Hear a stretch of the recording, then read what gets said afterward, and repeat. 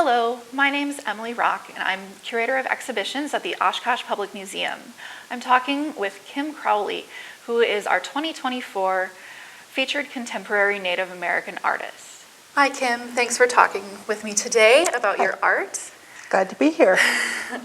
So, who taught you to make baskets? We'll just say I learned. I started off by watching my mom. She never had time to teach us, and so she told us that if we wanted to learn something, we should watch. And so instead of watching TV, I would sit and watch her make baskets. And so I would sit and watch her, and I would pick up her little pieces or scrap pieces, and I would try to mock what I saw. Well, and there's certainly a variety of things you can do with baskets. What are they made of? These are made out of black ash. Comes from the tree, the black ash tree.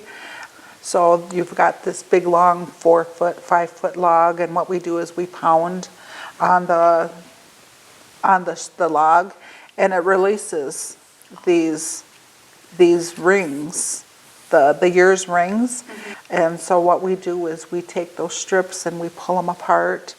You get one smooth side, one rough side, and what we do is we just use our knife and we will scrape it down so you've got kind of smooth on both sides. One thing that it does is prevents from splinters. When we're working on them, we've got our knife, we've got our scissors, and this was my mom's tool. And what we do is there is a blade in there, and what we do is we can take it and we just put it right in there like that, and then we pull on it, and what this does is it pulls and it cuts our strips.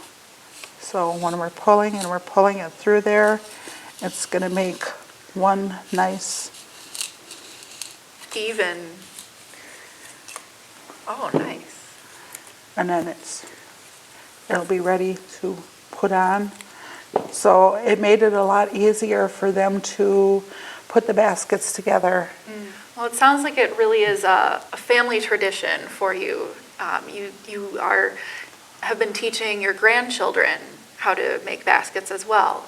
Yes, I've got 2 brothers. They actually go out to the woods to get the log, and then they pound it for me. They pound out the strips. So between the 3 of us, we prepare the material between the 3 of us. They will pound it off. I will pull the material apart, scrape it down, return it back to them so he could do the colors.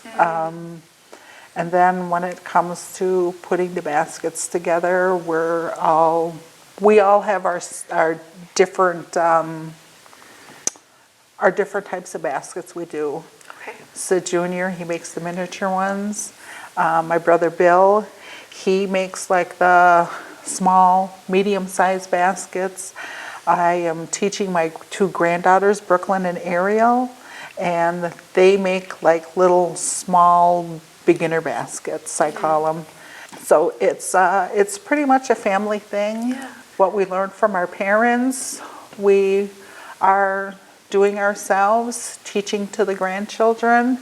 I like to teach because to me this is something that I want to make sure is carried on within our tribe. Mm-hmm. Well, that brings me to a question of, why are these baskets so important to Ho-Chunk culture and traditions?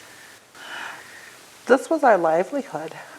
There was a lot of Ho-Chunk people who, this is what they did to make money. This was what they did to stay alive, to survive, making the baskets. Is there anything else that you want people to know about basket making or about your family's baskets?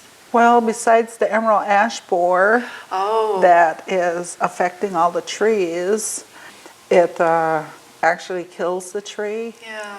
and it makes it, the material brittle to the point where we can't use it. And so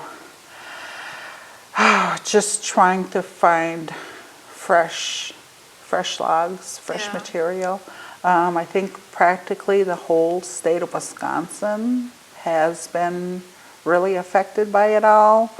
Well, thank you so much for talking with me today. I appreciate your time and all of the expertise that you have in trying to keep this art from being lost. Thank you.